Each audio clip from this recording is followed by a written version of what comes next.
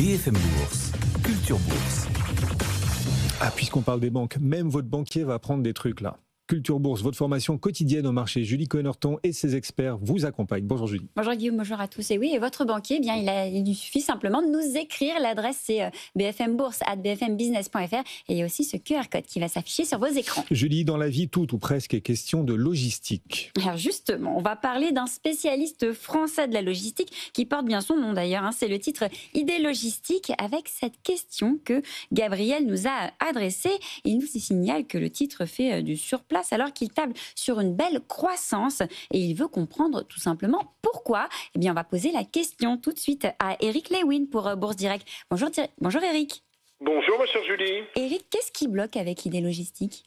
Écoutez, je trouve que votre ami Gabriel est un peu dur dans la mesure où le spécialiste de la logistique contractuelle certes perd 2% depuis le début de l'année ou encore 16% sur 3 mois mais plus 233% en 10 ans. Je vous rappelle très vite que l'IPO a eu lieu en 2012 à 21 € et qu'on vaut 370 €. Alors ce qu'on peut dire c'est que les fondamentaux sont bons pour moi. Hausse de 16,5% du chiffre d'affaires sur les 9 premiers mois de l'année. Alors ce qu'il faut comprendre dans ce dossier c'est que plus vous gagnez justement des dossiers, plus vous gagnez des affaires, plus vous avez des contrats et moins vous avez de marge parce que la première année quand vous avez des affaires, vous ne gagnez pas d'argent. L'accélération, c'est à partir de la deuxième année. La problématique, c'est qu'ils ont eu 14 nouveaux contrats au premier semestre. Ils auront 25 nouveaux contrats cette année. Donc, c'est vrai qu'il y a une petite tension sur la marge opérationnelle. Ce qui fait que, par exemple, sur le S1, la rentabilité opérationnelle est passée de 3,8 à 3,7%. Mais pas d'inquiétude parce que, je le disais, vous avez une dette nette qui représente 0,9 fois le BE.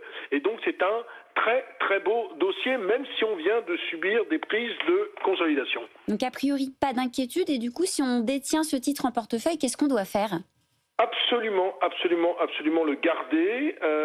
Par contre, si vous en avez pas, il faut peut-être attendre une petite baisse encore par rapport au cours actuel. Là, je crois qu'on est autour de 372, 373 €. Ce qu'il faut savoir, c'est que le PER est de 29, donc vous allez me dire, Eric, c'est très cher, sauf que la moyenne sur 5 ans est à 45.